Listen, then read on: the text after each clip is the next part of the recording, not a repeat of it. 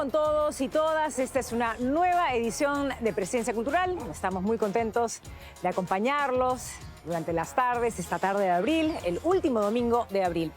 Antes de que termine el mes, queremos compartir con ustedes un poco de lo que han sido los homenajes a Jorge Eduardo Eyelson, uno de nuestros escritores más interesantes, quien también fue un artista plástico polifacético.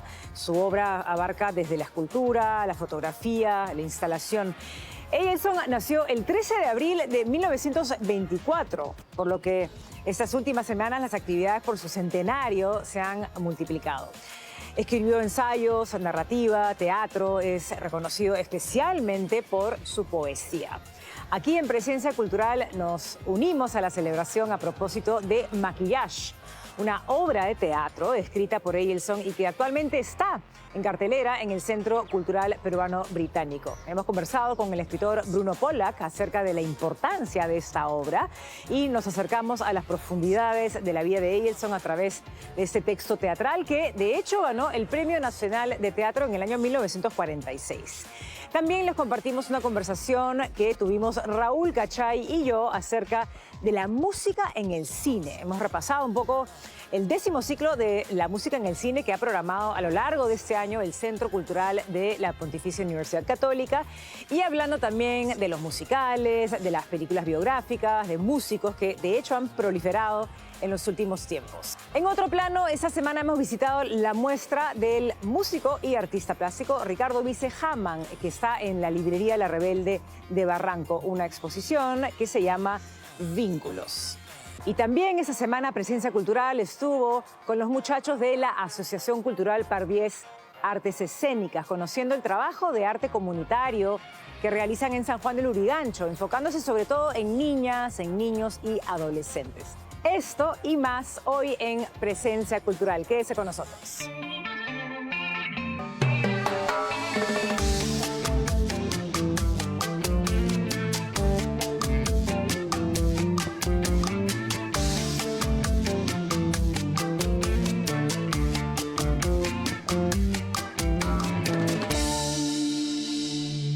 Jorge Eduardo Eyelson escribió Maquillage en sus tempranos 20 años y con esta obra ganó el Premio Nacional de Teatro en el año 1946. Sin embargo, a pesar del galardón, la obra no llegó a publicarse y pocos registros quedan de su puesta en escena en el año 1950. Entonces la obra fue muy criticada y hasta censurada y tal vez por ello ni el propio autor procuró darle una nueva vida. A 18 años de la muerte de Eyelson y como parte de las celebraciones por el centenario de su nacimiento, Maquillage se ha reestrenado y no existe el texto completo de esta obra, por lo que el escritor e investigador Bruno Pollack asumió la difícil tarea de crear algunos textos para llenar estos espacios perdidos. Y en esta entrevista Bruno nos habla de los vaivenes de Eyelson como dramaturgo y de por qué Maquillage no fue un éxito rotundo al llevarse a escena, a pesar de ser un texto inteligente y disruptivamente honesto al hablar de cómo estaba constituida la sociedad limeña de entonces. Aquí la conversación con Bruno Pollack. Mis sueños, nuestra fortuna está en mis manos al fin. Bruno, Eyelson es harto conocido por su trabajo como poeta, como artista plástico, poco conocido como dramaturgo. Como dramaturgo, sí. Escritor de teatro. Montar esta obra, Maquillage, en el año 2024 supone una especie de dar a conocer una faceta desconocida. Cuéntame de eso. Sí, es una faceta de Eyelson totalmente desconocida. Se le conoce, como tú dices, como poeta, como performer, como artista plástico, ¿no? Pero la etapa de dramaturgo fue una etapa muy pequeña, al inicio de su vida, ¿no es cierto? Con 20 y pocos años, gana el tercer concurso nacional de teatro en el año 46 y él no llega a ver montada su obra siquiera y no vuelve a escribir teatro nunca más, ¿no? Tanto es así que luego él, como sabemos, se va a vivir a Europa y no regresa nunca más a vivir al Perú, ¿no? Sí, pues. Y esta obra él nunca la ve montada y se pierde la obra de alguna manera y si no fuera por las pesquisas y por la investigación de Ricardo Silva Santiesteban, no se podría haber encontrado una parte importante de Maquillage, ¿no?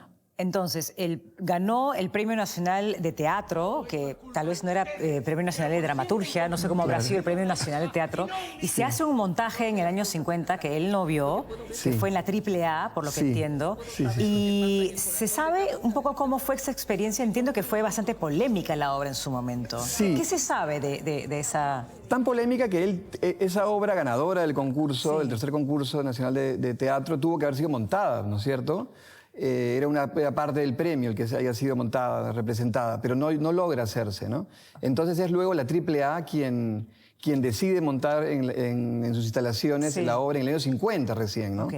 Mucho tiempo después, por una única temporada y por una temporada muy corta, ¿no es cierto? Todos más o menos las notas que se hicieron en la época coincidían en lo inteligente de la obra, en lo perspicaz de la obra, pero que era una obra que te dejaba sin aliento y que no tenía esperanza, ¿no es cierto? ¿Se sabe por qué es que, digamos, fue una obra inteligente? O sea, ¿cuáles fueron los criterios a decir en ese momento, a pesar de que fue polémica?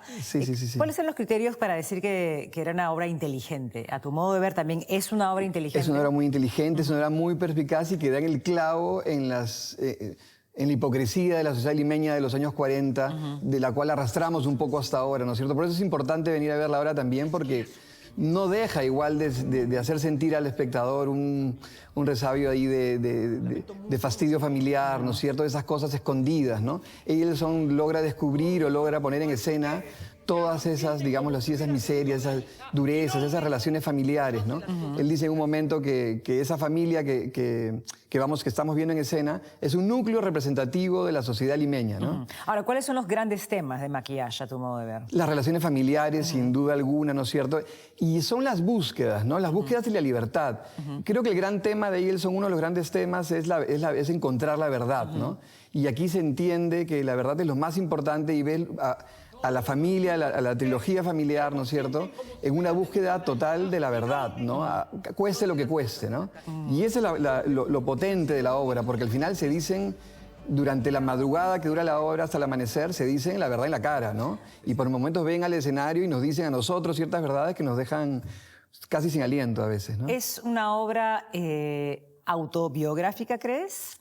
Creo que en alguna manera sí, ¿no? No quiero decir, no se lo he preguntado directamente, pero claro, conociendo su biografía, la dureza con la que luego él se refiere a la ciudad de Lima en muchos de sus escritos, ¿no es cierto? Yo diría que hay buena parte de autobiográfica. El título de la obra, Maquillage, que es maquillaje, y el maquillaje puede significar un montón de cosas, ¿no? Claro. Es el maquillaje, en principio, lo que nos oculta, pero yo sugeriría que es también lo que se quita, ¿no? El maquillaje que nos sacamos de la cara, la máscara que nos quitamos, ¿no? Y que estamos desnudando a la familia. Hay una imagen de Eielson usando una máscara azul que es ya histórica, claro, conocida, mítica, y eso está muy presente también en la obra, ¿no? Total. Hay muchas cosas simbólicas y muy evidentes que se han traído de estas. Es que es increíble cómo los elementos que luego vamos a ver en la carrera completa de Eielson a lo largo de las décadas están en Maquillage, que es una de sus primeras obras, ¿no?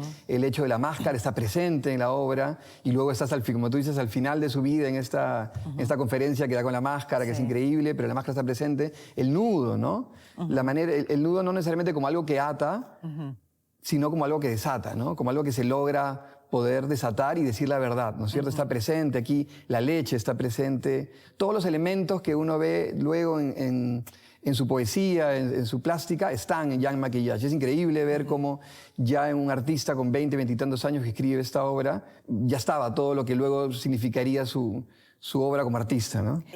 ¿Cómo ha sido el proceso para ti, que te has encargado de restaurar este texto, que entiendo que se perdió? Está esta pesquisa que hizo Ricardo Silva Santiesteban en buscar lo que había sido montado en el 50, esa obra se había perdido, ¿no? Eielson no vuelve a vivir aquí, no se vuelve a montar la obra nunca más, ¿no es cierto? Hasta ahora, esta es la segunda vez que se monta desde el año 50, ¿no? Y bueno, leyendo este librito de Ricardo Silva Santiesteban con lo que encontró, pues él mismo va explicando que la obra está incompleta, ¿no? Entonces yo veía algo que pasaba en el acto final y decía, pero ¿cómo es posible que pase esto si no tenemos, ¿no? ¿no? Esta otra parte que nos lleva a esta conclusión. Se me ocurrió, se me dio la osadía de alguna manera de querer restaurar la obra, ¿no? De hacer puente entre las escenas que faltaban para que de alguna manera pueda ser puesta en escena nuevamente, ¿no? Pero sin duda hay un poco de irreverencia y de osadía en poder hacer algo así. O sea, como que todo el mundo piensa que eso es una cosa extraña que ha aparecido, ¿no? Una obra de teatro. Claro, es un descubrimiento muy grande que se da justamente en el centenario, esta obra perdida, y que luego Eilson no vuelve a visitar más el teatro, ¿no? No vuelve a escribir teatro, ¿no? ¿Se sabe algo? ¿Si le gustaba el teatro? ¿Le disgustaba? ¿De repente no le interesaba la dramaturgia en lo absoluto? Yo creo que, luego preguntando a la misma Marta, me dice, siendo sinceros, que él ya no vuelve a visitar el teatro y no lo vuelve a escribir, y que además no es que fuese mucho al teatro, ¿no? Yo creo, una teoría personal es que, claro, el que viene a ver la obra va a ver una fortaleza, una dureza, una verdad en la cara acerca de lo que él, al parecer, estaba viviendo, que luego, no sé si de alguna manera le guarda cierto respeto y prefiere, pues, a hacer poesía, tomar su biografía, pues, en una poesía que de alguna manera puede, no sé si disimularlo un poco más o poetizarlo de una manera menos cruda. Es interesante conocer un aspecto más de la vida de Eilson. Digamos, lo que se conoce mucho es su plástica y su poesía, pero creo que es una oportunidad para conocer una faceta más. Ahora, me pregunto, o te pregunto a ti, ¿te parece que Jorge Eduardo Eilson es suficientemente conocido en nuestro país como me imagino que tú crees que se lo merece, porque es un artista que se fue, no volvió más, es internacionalmente muy reconocido, pero acá en el Perú se le aprecia como debe ser apreciado? Yo creo que la tradición poética peruana es extraordinaria, es una de las mejores tradiciones en lengua castellana, y yo creo que dentro de eso es uno de los más, o el poeta más entrañable y más querido ahorita mismo en el Perú, sin duda, es Jorge Eduardo Eilson, ¿no? Se le quiere muchísimo por todas estas maneras de tratar el arte o la poesía, de buscar la poesía, pues, ¿no? En el arte plástico, en la performance, ¿no? Y para aquellos que no conocen el universo de Eilson aún, ¿cuál crees tú que es la mejor manera de conocerlo? Voy a decir que viendo ver Maquillage, definitivamente, pero bueno, por su poesía, ¿no? Habitación en Roma, por ejemplo, es un poemario extraordinario, ¿no? Si uno no ha leído nunca Eilson, lea por favor Habitación en Roma, que es un poemario precioso, sensible, donde también hay parte de biografía, ¿no? Los temas de este universo eilsoniano están en Habitación en Roma, ¿no?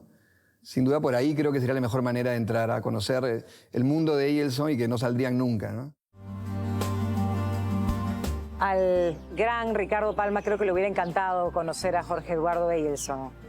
Bueno, si ustedes quieren conocer a Jorge Eduardo Eilson, todavía no han leído nada de él, bueno, hay muchas maneras de empezar, pero por ahora vamos a recomendar este lindo libro que se llama Poeta en Roma, que es una edición de Marta Canfield, que de hecho es la albacea de todo el material de Eilson. Hay unos poemas hermosos, solamente para elegir uno, en la página 196 de esta linda edición, se llama Papel. Escribo con los ojos, con el corazón, con la mano. Pido consejo a mis orejas y a mis labios. Cada verso que escribo es de carne y hueso. Solo mi pensamiento es de papel. Hermoso, ¿no?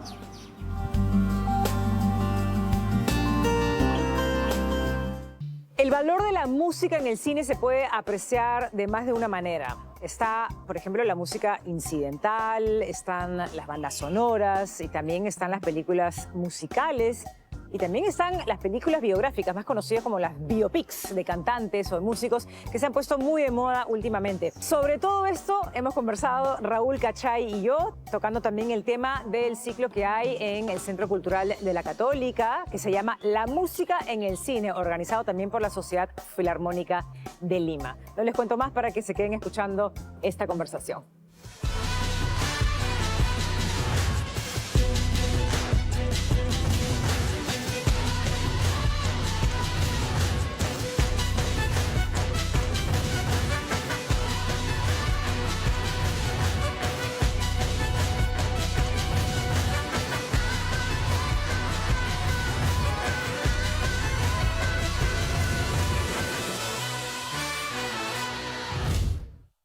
Bueno, acá estamos nuevamente en el bar La Bermud, en un horario diurno, vale recalcar, para conversar con mi querido Raúl Cachay, con quien hoy vamos a hablar de la música en el cine, que es un tema amplio. Amplísimo. Claro, porque la música en el cine puede darse de tantas maneras, ¿no? Una cosa son los musicales, otra cosa es la música incidental, otra cosa es...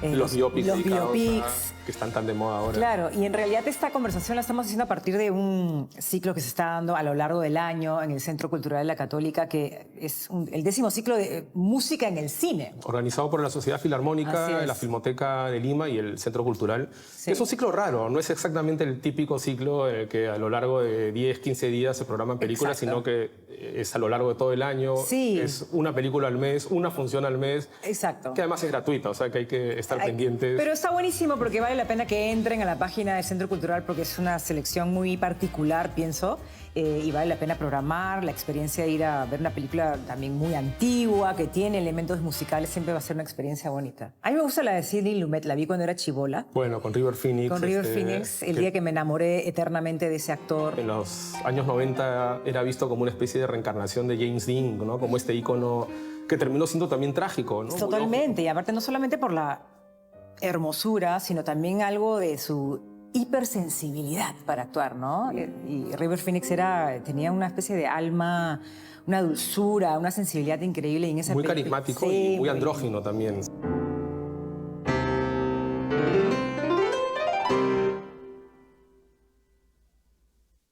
Sí, totalmente. Muy distinto a su hermano Joaquín, que es otro actor increíble, Claro. que además también está asociado al género musical por su papel como Johnny Cash en Walk the Line, que es una película tan Exacto. recordada y que ahora hemos visto ya el tráiler de Joker de la segunda parte de Qué Todd ganas. Phillips, que cuando él anunció que la película sería un musical, muchos pensaron que era una especie de broma, pero parece que sí, que este nuevo Joker tiene elementos del musical y está Lady Gaga, que es una gran cantante y una gran actriz también. Mucha expectativa con esa película.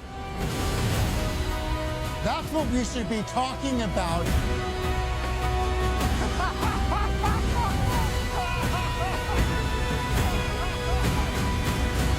Como dijimos, hay que estar muy pendientes de la programación porque es una vez al mes y al ser gratuito es por orden de llegada, así que hay que estar muy pendiente de los horarios. Va a estar también Días de Cielo, Days of Heaven, de Terrence Malick, que es una gran película con un jovencísimo Richard Gere y con una banda sonora maravillosa de Ennio Morricone. O sea, hay un poco de todo y está interesante. bien. Además, creo que nos da un pretexto genial para hablar de lo que decías, de lo amplio que es esta intersección entre el cine y la música, de las películas musicales que están experimentando una especie de revival, de resurgimiento en los últimos años. Empecemos por ahí, pues hablemos de los musicales. El musical creo que es un género cinematográfico que hay muchos clichés y estereotipos y muchos prejuicios también en torno a que son actores haciendo el ridículo y bailando coreografías, pero no necesariamente. No. Es un género súper amplio, o sea, no... ¿A ti cuál te ha gustado en tu historia de vida? A mí, o sea, Gris por excelencia fue mi película, o sea, que me marcó mi infancia, la vi 78.000 veces, me sabía todo el guión, los personajes me parecían entrañables. La música, todas hemos bailado y hemos hecho los mismos pasos de Travolta y Olivia Newton-John. Pero en tiempos más recientes creo que precisamente se puede comprobar que es un género mucho más amplio y diverso y que tiene muchos más matices de los que muchos creen, ¿no? De los que no le dan la oportunidad. Hedwig and the Angry Inch de John Cameron Mitchell, que ya tiene algunos años, pero yo recuerdo cuando la exhibieron en el Festival de Cine de la Católica en una de estas muestras paralelas.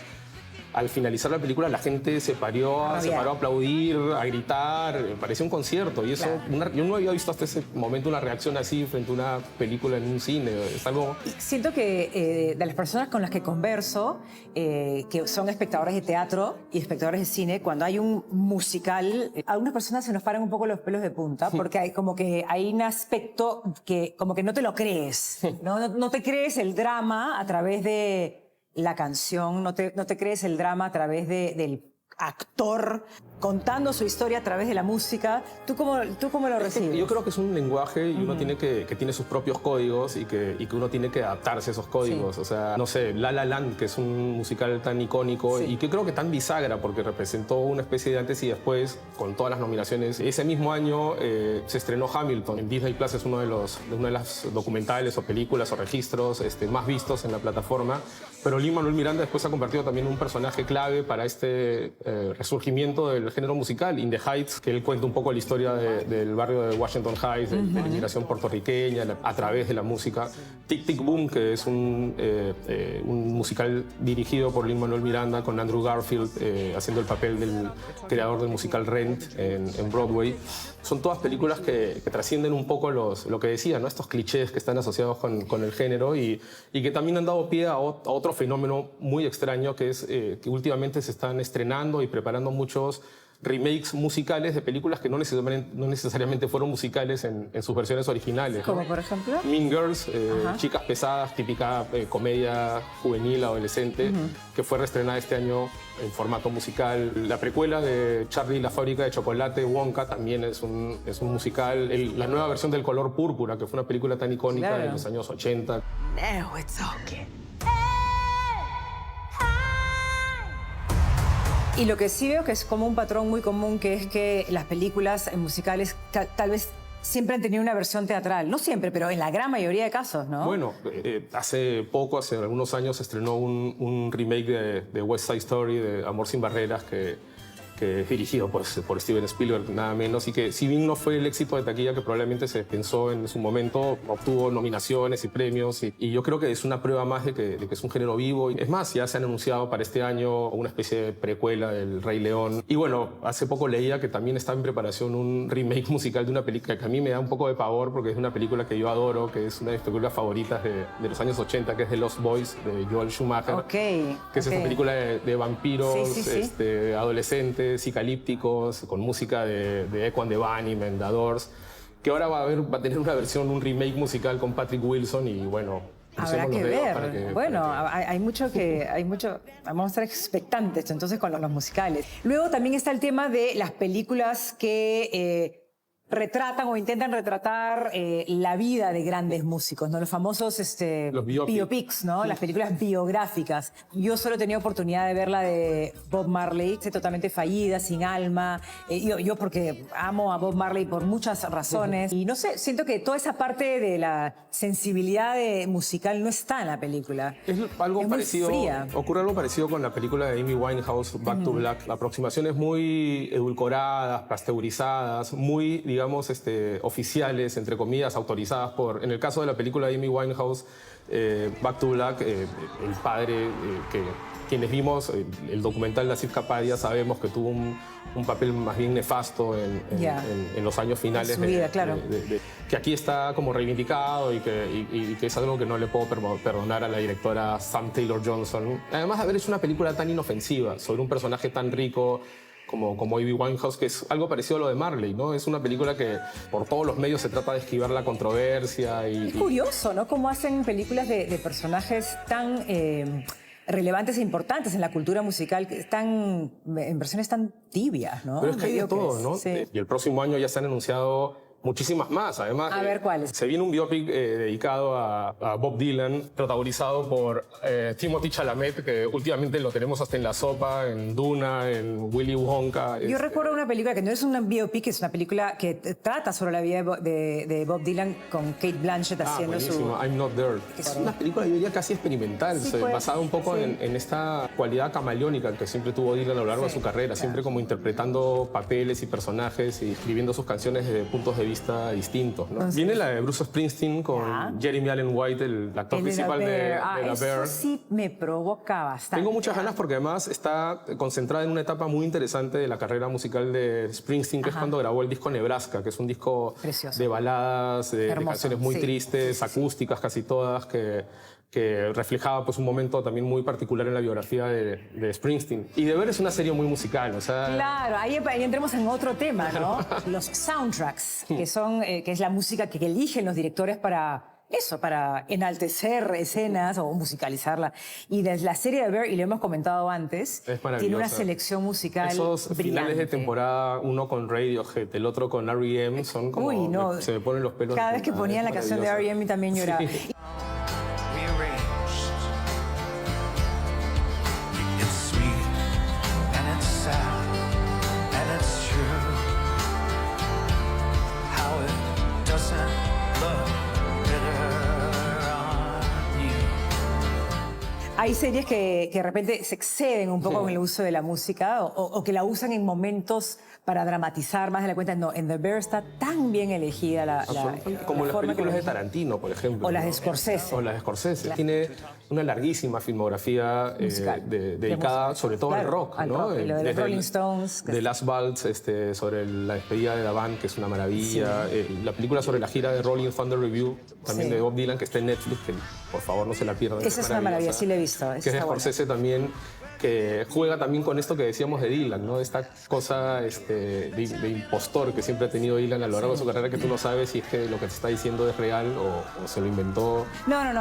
Scorsese siempre ha tenido una habilidad de elegir canciones y además la forma en que los usa en la edición, o sea, hay una especie de uso hasta coreográfico, o sea, hace como movimientos de personajes acompañados con el tempo de la canción. Eso obviamente es un trabajo de edición No, también, brutal, pero ¿no? es... Hablar solo de la filmografía musical o de la utilización de la música en las películas de Scorsese o de Tarantino Sí. daría para 20.000 No, conversaciones. olvídate.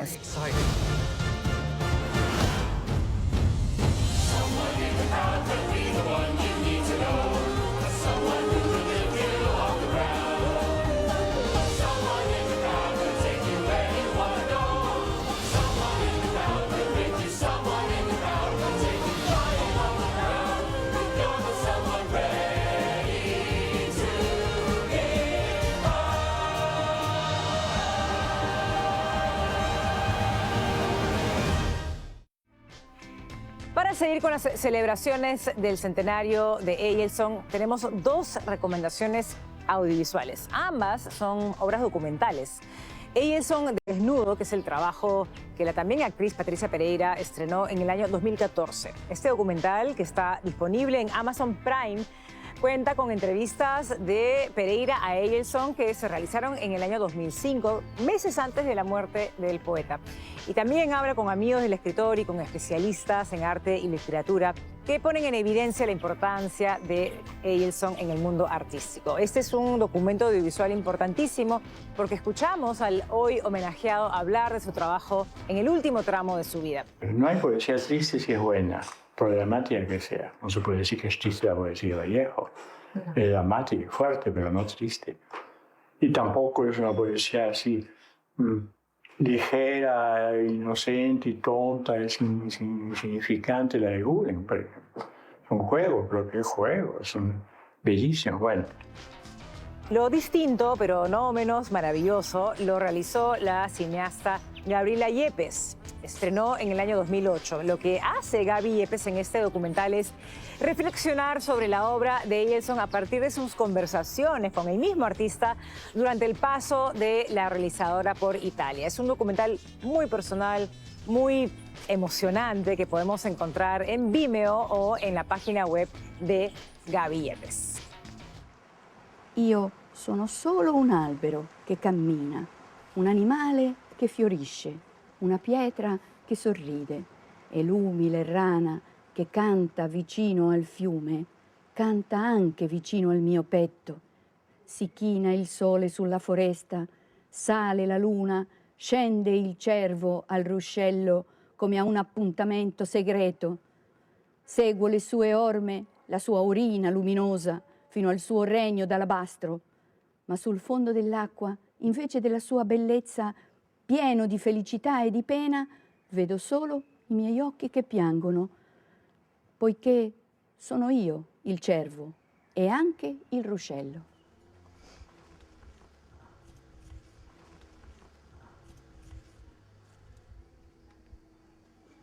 Entonces, realmente yo lo que más valoro de estos documentales es ese trabajo de arqueólogo que hace el director para juntar todos esos archivos que ahí está la historia ahí, ¿no?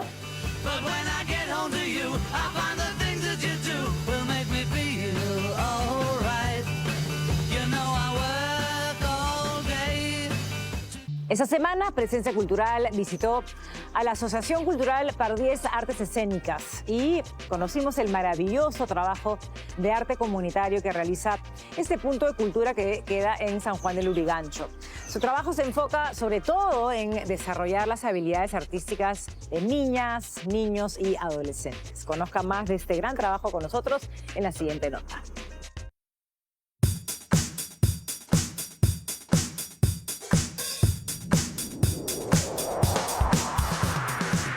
Pardí es una organización cultural con casi 15 años de existencia. Somos una organización que trabaja desde el arte para la transformación social, específicamente en una zona focalizada que es la zona del asentamiento humano Huáscar, sector B, en el distrito de San Juan del Lurigancho. Pardíes tiene como uno de sus objetivos transformar un poco el entorno, la realidad social a través del arte y la cultura. Nuestro público objetivo en sí es la población vulnerable de nuestro territorio, ¿no? Niños, niñas y mujeres específicamente. Tenemos varios proyectos, entre ellos los talleres artísticos en comunidad, donde dictamos talleres de teatro, de danza, circo, pequeños arqueólogos, dibujo y pintura, oratoria, entre otras disciplinas artísticas. Tenemos también el Festival de Artes Escénicas en Comunidad, Barrio Cultural, y tenemos el Llaqtaypac Cocinagmi, que abordan diferentes temáticas para poder un poco mejorar la realidad en el entorno en el que vivimos. Yo pertenezco hace 8 años en esta agrupación. Pardíes es una agrupación de artes escénicas donde todos podemos demostrar nuestras diferentes habilidades que tenemos. He aprendido a ser disciplinada, he aprendido a mejorar en el arte, en un sentido de ver mi realidad en mi distrito y en mi país.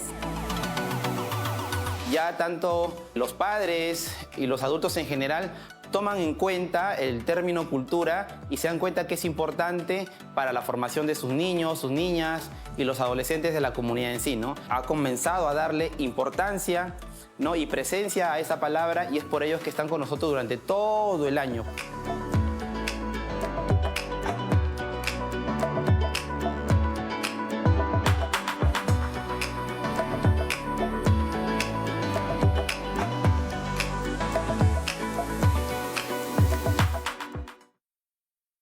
El reconocido músico Ricardo Vice Hamann, vocalista, compositor, creador de La Mente, es también artista plástico y presenta su nueva exposición individual en la librería La Rebelde en Barranco. Son 15 piezas trabajadas muy finamente con tinta china y cuya inspiración son pues diferentes especies marinas y también algo de arte precolombino. Vamos a ver más detalles sobre esta muestra en la siguiente nota.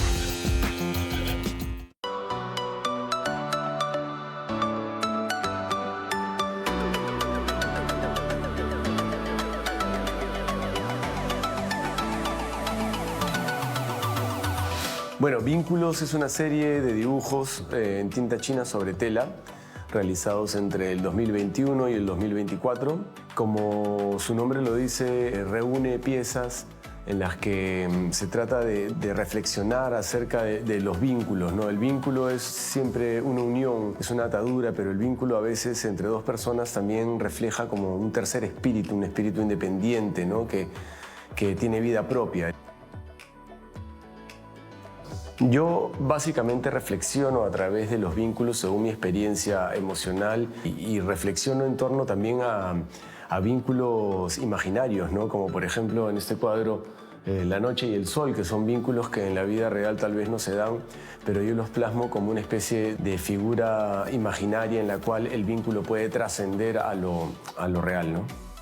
Es una especie de viaje interno en cada dibujo, es una especie de sensación tántrica y mántrica, digamos, de reflexión y hasta de meditación en cada uno de los dibujos, en las tramas, en las texturas, o algunas reflexiones un poco más directas y, digamos, literales en las escenas representadas en los dibujos, ¿no?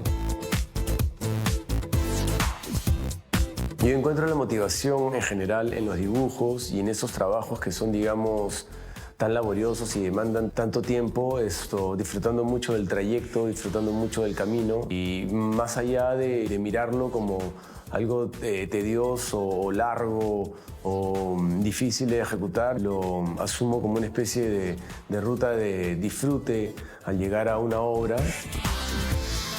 Invito a todas las personas a venir a la librería La Rebelde. Estamos en el segundo piso, esta es la exposición Vínculos.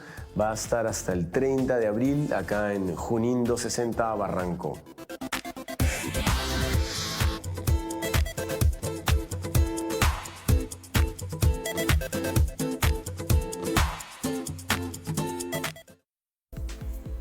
Como decíamos al inicio del programa, el centenario de un artista, de un escritor tan importante como Jorge Eduardo Eyilson no ha pasado desapercibido. Bueno, felizmente. Entonces tenemos como parte de las celebraciones dos exposiciones imperdibles. Una la podemos encontrar en la Casa de la Literatura y se llama Todavía mi nombre es Jorge. La exposición está dividida en dos secciones. La primera está dedicada a la poesía de Eyilson y a su experimentación con las palabras. Y la segunda expone su trabajo con textiles, poniendo un foco especial en sus famosos y muy bonitos nudos.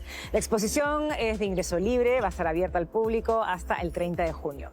Y la otra exposición la podemos encontrar en el Centro Cultural de la Universidad Católica bajo el título Canto Abierto, homenaje a Jorge Eduardo Eyilson. Y la muestra recoge el trabajo de 11 artistas peruanas y peruanos cuyas obras de alguna manera dialogan con el legado de Eyilson. Ellas y ellos son Nereida Paza, Luz María de Bedoya, María José Guerrero, Billy Herr, Rafael Hastings, Carlos Runzi Tanaka y Ricardo Dice. Esa exposición hasta el 12 de mayo y pueden anotarse a una visita guiada gratuita el 9 de mayo.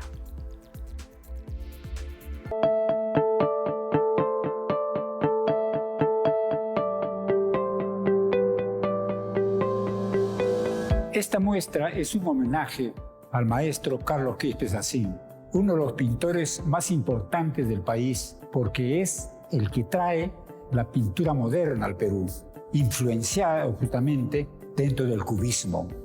Por eso es la importancia que cuando él llegue el 25 a Lima, va a encontrar que en ese movimiento todos hacían indigenismo, estaba de moda el indigenismo, pero él es el que va a innovar con su nueva técnica y composiciones en la pintura nacional. En su obra, por ejemplo, se distingue porque sus imágenes, femeninas sobre todo, hace una síntesis concreta de cada imagen de la ropa, de la anatomía, de pocas líneas. Siempre son colores suaves, jamás exagera, nunca pone un color crudo, ¿no? Esa es la característica de él, ¿no? Otra cosa, su dibujo. El dibujo en él es virtuoso, que el mural lo trae él al Perú. Carlos Quispe Sacín nace en Lima en 1900. De muy niño, con su hermano César Moro, la mamá les incentiva para que pinten y dibujen y se distraigan con eso. Y a ellos les pareció maravilloso porque desde lo que comenzaron nunca dejaron ya de pintar. Felizmente ya el 18 se habla de la fundación de la Escuela de Bellas Artes. Cuando se inaugura el 19, el primer alumno que se inscribió fue Quispe Sacín, bajo la tutela del maestro Daniel Hernández. Él está 2 años en la escuela y no lo convence. Entonces él piensa que tiene que irse a Europa. Necesitaba formación diferente. Y acá ya consiguió trabajo en Bellas Artes, comenzó a pintar, ya comenzó a vender y le comenzó a ir bien, ¿no? Fue un extraordinario dibujante y que trabajó durante toda su vida. Esta muestra va a estar hasta el 4 de mayo. Obvio que lo que más nos interesa es que vengan los jóvenes, esos jóvenes pintores, todo lo que tengan, para que vean la historia de la pintura, cómo fue que este pintor influyó en el arte peruano.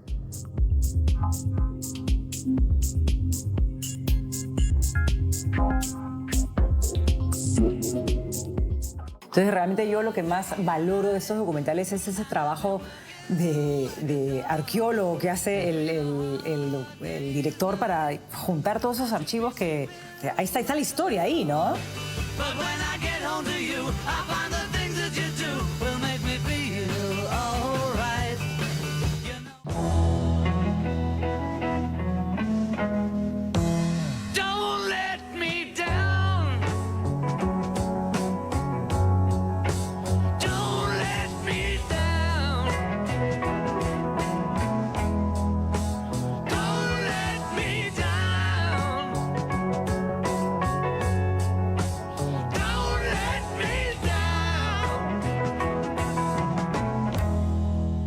Y hablando de biopics, Sam Mendes, el ganador del Oscar por Belleza Americana, director de 1917, gran director también de teatro, ha anunciado un proyecto que a mí me tiene intrigado, que ya empezó la preproducción y la producción de 4 largometrajes que van a estar interconectados, dedicados a cada uno de los Beatles. A cada uno por separado. Sí. Qué interesante. Ya, Puede estar muy bueno, como puede ser un desastre total, pero me tiene intrigado. Yo tengo muchas ganas porque además, para quienes vimos Get Back en todo el proceso de grabación de... Increíble. Ese documental me imagino que sí te gustó. Es maravilloso. Pero ¿qué tal investigación esa? ¿Qué no, es que en realidad el director tuvo acceso a una cantidad de material inédito, de archivo maravilloso y vale la pena. Una belleza es Para los Beatlemaníacos vale la pena. Aparte el enfoque que tiene, ¿no? El documental va tanto más allá del análisis de las canciones y la grabación de los discos, sino que entra un poco en el terreno de la intimidad de los vínculos entre ellos. Y eso es lo más lindo. O sea, te mete en el estudio, es casi como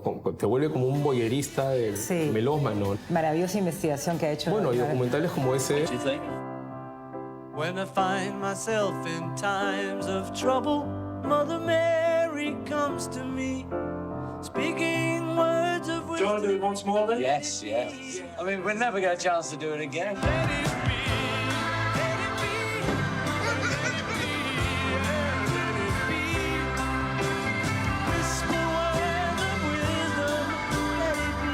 Próximamente se ha anunciado uno sobre los Beach Boys que creo que va a estar muy interesante. Documental.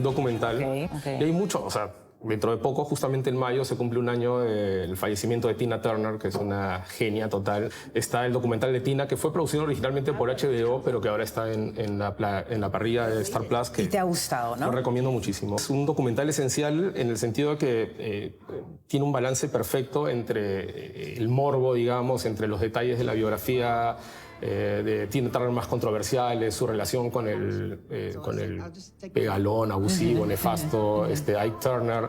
Hay un balance entre la biografía, entre el morbo, la historia de abuso familiar que experimentó en los 60 y 70 con Ike, su resurgimiento, y también lo más rico de Tina Turner, que son las performances. O sea, las escenas de conciertos, de grabaciones, de programas de televisión en los que cantó en vivo son increíbles, y ahí te das cuenta que es un personaje volcánico.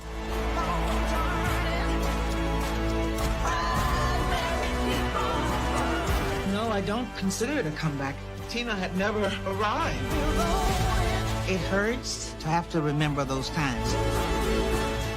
But at a certain stage, forgiveness takes over. Qué emocionante es realmente ver los archivos, ¿no? Porque hay mucho material en estas películas que nosotros no hemos visto pues, en su momento, porque no estábamos ahí. Entonces, realmente yo lo que más valoro de estos documentales es ese trabajo de arqueólogo que hace el director para juntar todos esos archivos que ahí está la historia ahí, ¿no? Y es lindo ver esos conciertos en vivo, que nunca hemos podido verlos en Bueno, y hablando de plataformas. conciertos en vivo, un registro de un concierto en vivo que no es ni siquiera un documental como los que hemos estado mencionando, o un biopic o nada por el estilo, que es el The Eras Tour de Taylor Swift. Dicen que en buena cuenta ayudó a salvar a la industria del cine por la cantidad de gente que fue a verla al cine. I'll be your host this evening. My name is Taylor, and welcome to the Eras Tour.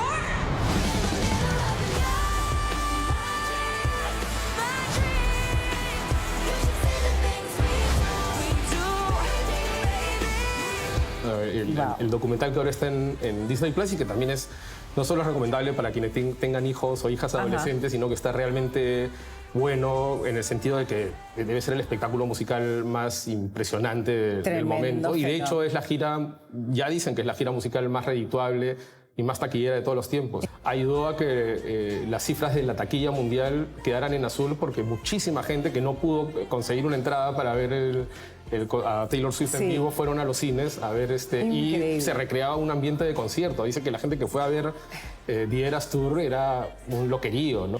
Y hay una película documental, cuenta todo lo que hubo detrás de la de la grabación de We Are the World. We Are the World, que la llegué a odiar en mi vida, pero ahora volver a ver ese documental... Está claro, es lo que decías. Recobra un sentido diferente. De la riqueza del archivo, ¿no? Sí, de ver a todos estos personajes reunidos en una sesión de grabación, algunos absolutamente exultantes de estar ahí y otros que trágame tierra, como el mismo Bob Dylan, que la cara de Bob Dylan en la grabación es un meme. Ese momento es un de Bob precursor Dylan de los memes.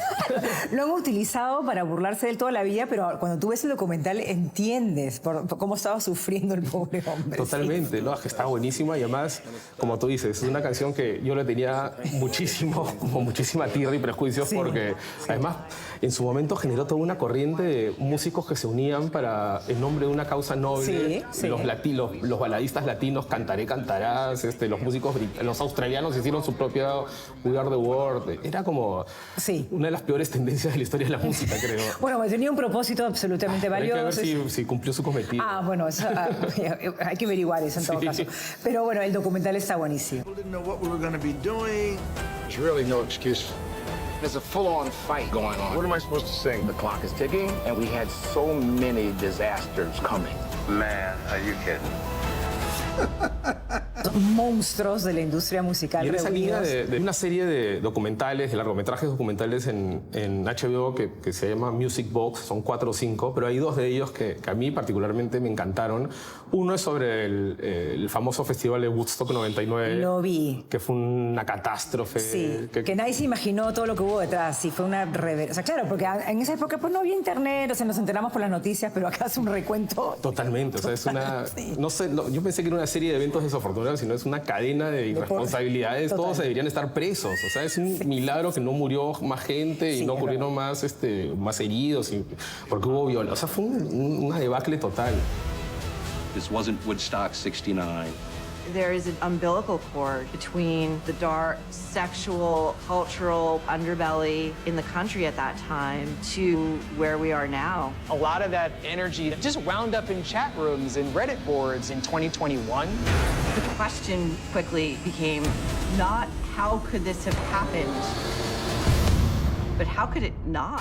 Está bueno ese documental, está muy bien hecho. Está muy bueno. Y hay otro que a mí me encantó, que es casi lo opuesto, que es completamente antagónico, que es el documental dedicado a Kenny G. Que nadie soporta a Kenny G, el creador del smooth jazz, que debe ser el peor subgénero musical de la historia de la humanidad.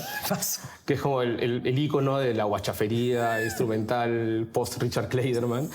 Pero es buenísimo el documental. O sea, te hace eso de lo que estábamos hablando, ¿no? De esta manera de conocer el lado B o ángulos de los personajes o los músicos que no son precisamente los que revelan al público.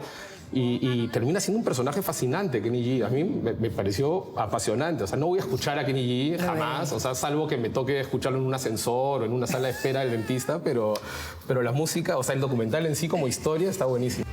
Kenny G in the 90s was one of the most well-known musicians on this planet. What kind of music do you do? Is it jazz? I don't know. The jazz community were looking at his music with disdain. It's just wallpaper. I've been listening to him since I was a baby. The fact that what appeals to me also appeals to other people. That's the beautiful thing. Hemos llegado al final de este programa. Hemos grabado aquí en el Parque Tradiciones de Miraflores y he disfrutado muchísimo al dedicarle un espacio tan importante al centenario de Jorge Eduardo Eyelson. Es lindo que se esté celebrando la vida de este artista tan importante, un artista en distintos formatos, literatura, teatro, plástica.